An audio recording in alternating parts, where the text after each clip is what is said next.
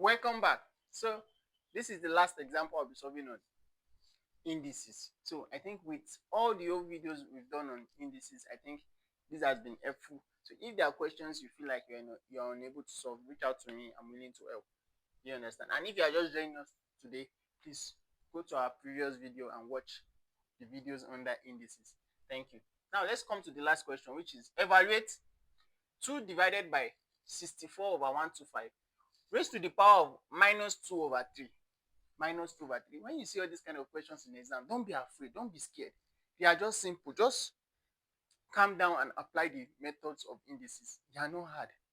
They are not hard. That's why I asked you, go back and watch those previous videos from the beginning where I gave you the laws and I explained the laws and the examples we have been solving. They are not hard. These questions are not hard. Do you understand? Thank you. So solution. Now we are given 2 divided by 64 over 125 raised to the power of minus 2 over 3. Now, the first thing, you know that if you look at this question, the first thing you have to deal with this guy first. Do you understand? The first thing you have to deal with this guy. So, let's just say, okay, 2 divided by, Abby. Now, you know I told you anything raised to power minus, what did I call it? Anything raised to power minus, what did I call it? Another way to write it is what? 1 over. So, let's write it as 1 over. Then we have 64 over 125. All to the power of what? 2 over 3. You know the minus will not be there again because the minus have become 1 over. Do you understand? Now, another thing, let's continue. We'll be doing this step by step so you will understand. I know some of you understand it, but for the sake of those of us that don't understand things very fast, you get, we'll do it step by step, you get. So, now that will be 2 divided by, now that will be 1 over 64 over 125. Then that will be 2 multiplied by, you know this 2 over 3, I can write as 2 multiplied by 1 over 3, right? Is it not still the same thing? 2 over 3, I can still write it as 2 multiplied by 1 over 3. They are still the same, right? 2 multiplied by 1 over 3 will still give me 2 over 3.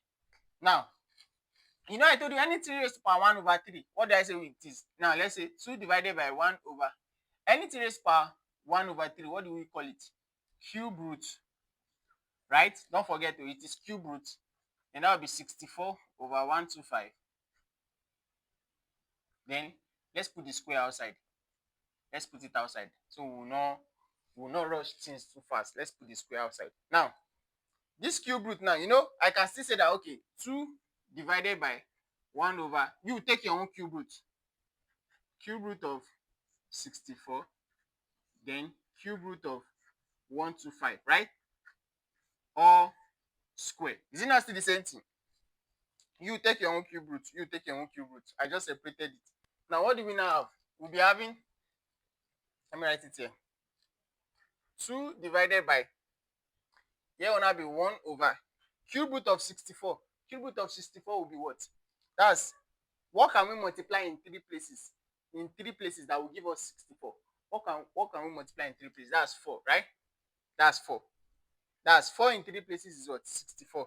Then divided by cube root of 125 is what? Cube root of 125 is 5, right? That's 5 in 3 places will give us what? 125. Then don't forget it's having all square. All square. It's having all square. And that will be 2 divided by 1 over. So what do we get? You know the square here can say 4 square, 5 square. You take your own square, you take your own square, right? Is it not the same thing? So you take your own square, you take your own square. That will be 2 divided by 1 over. 4 square is what? 16. 5 square is what? 25. So what do we now have? Now, we'll do it step by step. That will be 2 divided by, you know, this is 1 divided by, you know, this is divided by 16 over 25. You know, that will be 2 divided by 1 multiplied by, you know, when you change this multiplication, what will happen? This goes up, this comes down. That will be 25 over 16.